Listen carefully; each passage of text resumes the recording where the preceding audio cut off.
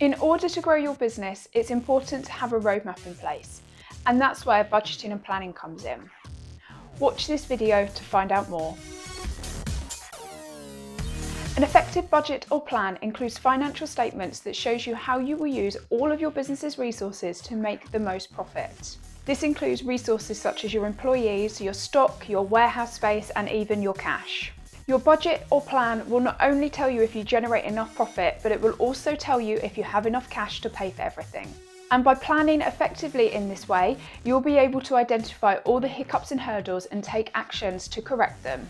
And by planning effectively in this way, you'll be able to identify all the hiccups and hurdles along your journey and make adjustments to avoid them.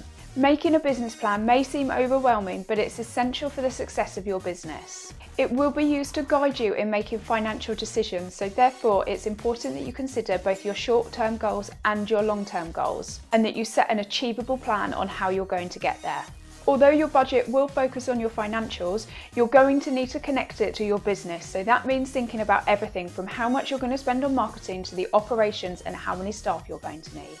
And it's really important that you're regularly reviewing your budget and sharing it with your team so that everybody's on the same page and working towards the same goal. So here are 3 steps that you can follow to create an effective plan and budget for your business. So to start, you're going to need to create a 3 to 5 year plan, and that includes setting your vision. You need to be able to articulate that vision and then set goals that are achievable and will help you get there.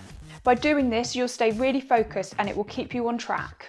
Now, at this stage, you do need to be quite bold, and you need to think of those really strategically important things that will drive your business forward in the long run. So it could be something like investing in a new e-commerce site, perhaps opening in another location.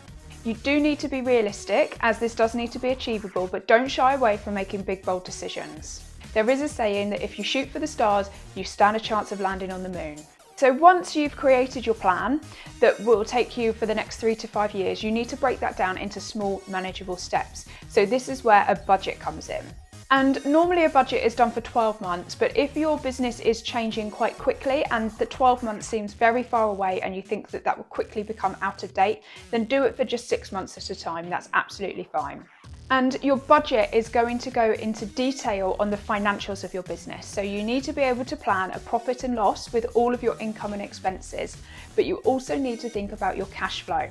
So for example, if you need to increase your stock levels, when are you going to pay for this? So traditionally, budgets would be done for 6 to 12 months at a time, and then when that 12-month period ends, you would start a brand new budget. But it's much more effective in business to use a rolling approach. So every quarter, replan an additional quarter on the end of your budget. By following this rolling cycle, it will help to keep your budget up to date and relevant at all times, because there's no point putting loads of effort into doing this budget if it very quickly becomes out of date and you can't use it. So we've done our 3 to 5 year plan with our big vision. We've broken that down into an initial budget that shows how we're going to do that over the next 6 to 12 months. And now what you need to do is actually go away and do that. But it's really crucial that on a monthly basis, you're comparing your actual performance versus your budget and where you thought you were going to be. This means that if you're not on track, you can take swift action to correct it. But also, if there are areas where you're overperforming and doing better than expected, you can learn those really crucial lessons so that you can multiply that and have much better success in your business. It's important that you're not too rigid and that you can be flexible when reviewing your actual performance versus your budget.